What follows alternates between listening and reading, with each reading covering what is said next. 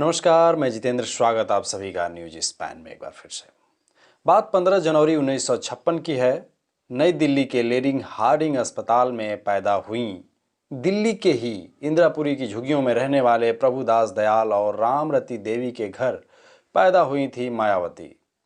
मायावती ने जो हासिल किया है वह निश्चित तौर पर एक मिसाल है। मायावती इस यात्रा में 4 बार देश के सबसे बड़े सूबे की 4 बार मुख्यमंत्री रही हैं। आज हम आपको मायावती के बारे में कुछ ऐसी घटनाएं बताएंगे जो न सिर्फ उनकी इस जीवन यात्रा की झलक देती हैं बल्कि ये भी बताती हैं कि अगर ये घटनाएं नहीं हुई होती तो आज मायावती जैसी हैं या जो हैं वह वैसी नहीं होती। बात कॉन्स्टिट्यूशन क्लब से शुरू करते हैं। साल 1977 के सितंबर में उस वक्त की सत्ताधारी पार्टी जनता पार्टी, जो कि आज बीजेपी बन गई है, जात पात से लड़ने के रास्तों पर एक आयोजन किया। इसमें मुख्य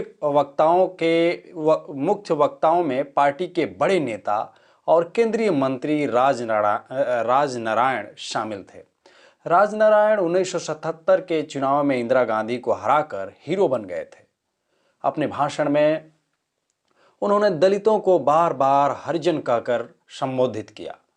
श्रोताओं में ही मायावती भी बैठी थी। मायावती को यह बात ठीक नहीं लगी।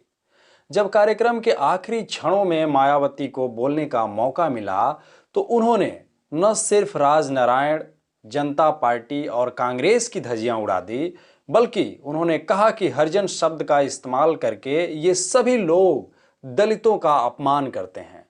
मायावती ने बताया कि बाबा साहब डॉक्टर B.R. अम्बेडकर ने संविधान में हरिजन शब्द का नहीं बल्कि दलितों के लिए अनुसूचित जाति का इस्तेमाल किया है। मायावती के आक्रामक और तर्कपूर्ण भाषण का नतीजा यह हुआ कि जनता पार्टी के कार्यक्रम में ही पार्टी और राजनारायण के खिलाफ नारे लगने लगे। इसी कार्यक्रम के बाद कांसीराम को मायावती के बारे में बताया गया। कांसीराम उन दिनों दलितों और पिछड़े कर्मचारियों का बामसेफ नाम का एक संगठन चलाते थे। कांसीराम को लोगों ने मायावती के बारे में जब बताया, उसका असर यह हुआ कि वे रात में ही इंदिरापुरी की झुग्गियों में मायावती से मिलने चले गए। उस वक्त मायावती का परिवार खाना खाकर सोने की तैयारी में था। तभी वहां पर मान्यवर कांसीराम आ पहुंचे। कांसीराम के साथ हुई 1 घंटे की मुलाकात ने मायावती की पूरी जिंदगी की जो दिशा है उसी को बदल दिया। भारतीय प्रशासनिक सेवाओं में जाने का मायावती का सपना जिस गति से पीछे छूटता गया, इससे कई गुना अधिक तेजी से मायावती सामाजिक और राजनीतिक जीवन में लगातार आगे बढ़ती गईं। खैर, इसके बाद हम उनके अपना घर छोड़ने की बात पर जो है मायावती के बारे में बात करेंगे, यानी पिता का घर छोड़ना। उन्होंने घर कैसे छोड़ा इस पर हम बात करेंगे। यानी कि आप सभी को मालूम है कि एक लड़की के लिए सामाजिक ताना बाना, भारतीय खासकर सामाजिक ताना बाना कितना मुश्किल है। यानी सामाजिक और राजनीतिक जीवन में अपनी बेटी की बढ़ती सक्रियता से प्रभुदास परेशान रहते थे, यानी कि मायावती जी के पिताजी। उनके लाख समझाने के बावजूद मायावती प्रशासनिक सेवा की तैयारी में वक्त नहीं दे पा रही थी। उन्हें लगता था कि कांसीराम ने ही उनकी बेटी को रास्ते से भटका दिया है। प्रभुदयाल सभी समस्याओं की जड़ कांसीराम को मानते थे।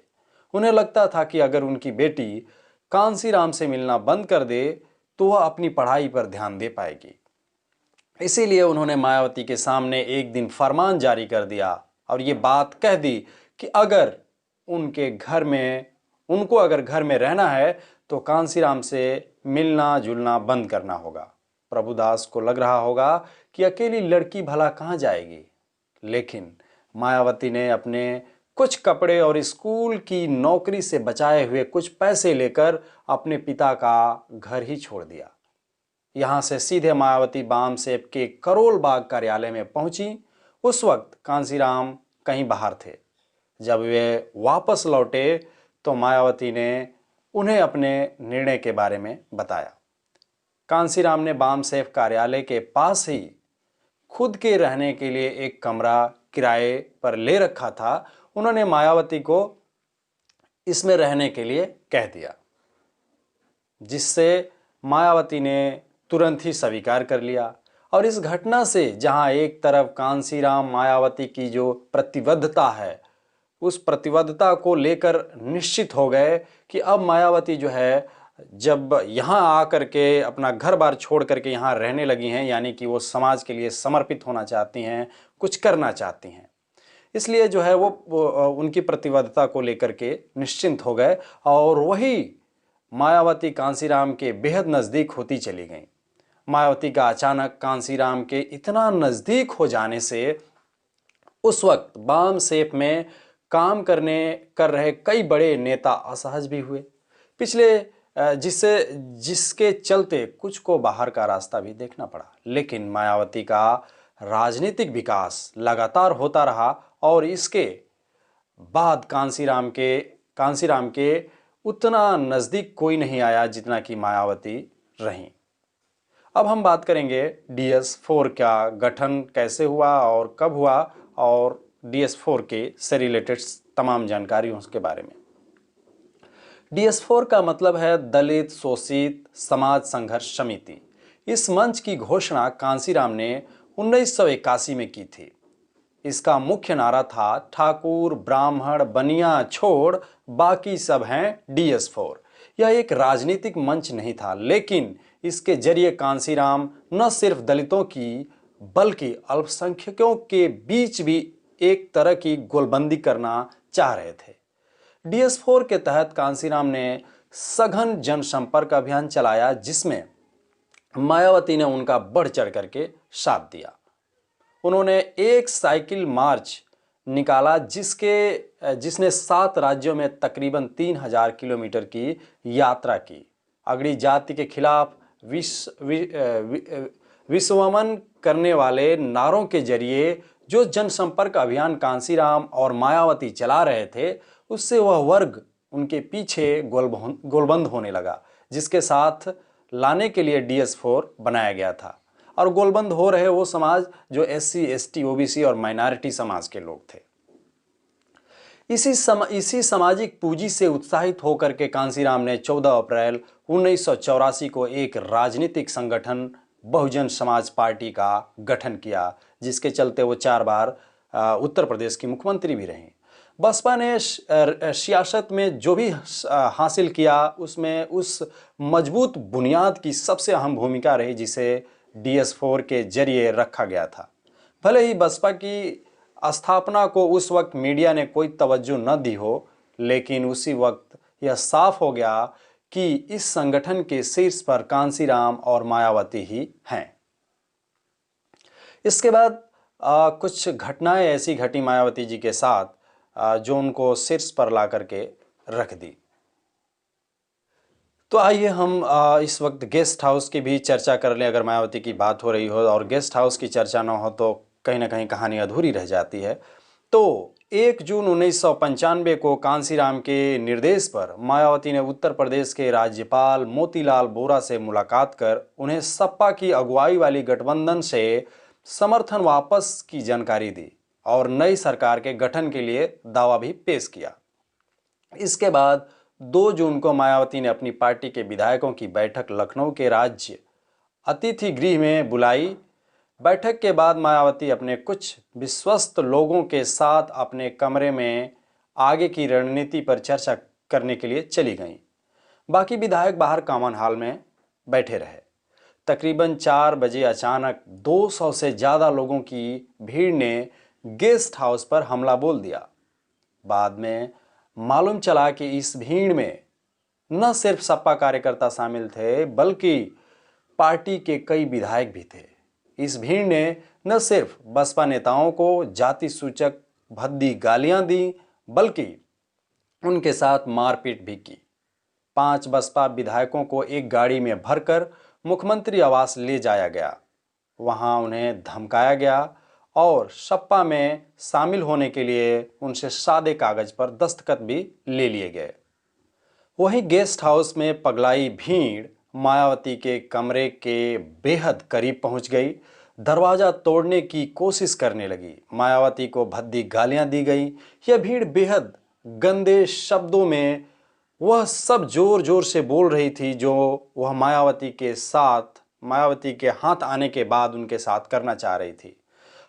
पूरे पुलिस महकमे की चुप्पी के बावजूद 2 पुलिसकर्मियों के साहस की वजह से मायावती बच गईं। बाद में जिला अधिकारी के हस्तक्षेप से भीड़ को गेस्ट हाउस से हटाया जा सका। इस घटना ने मायावती को अंदर तक हिला दिया। असुरक्षा की जिस चादर में आज भी मायावती लिपटी दिखती हैं, जानकार मानते हैं कि उनके लिए अगर सबसे अधिक कोई घटना जिम्मेदार है तो वह है गेस्ट हाउस कांड।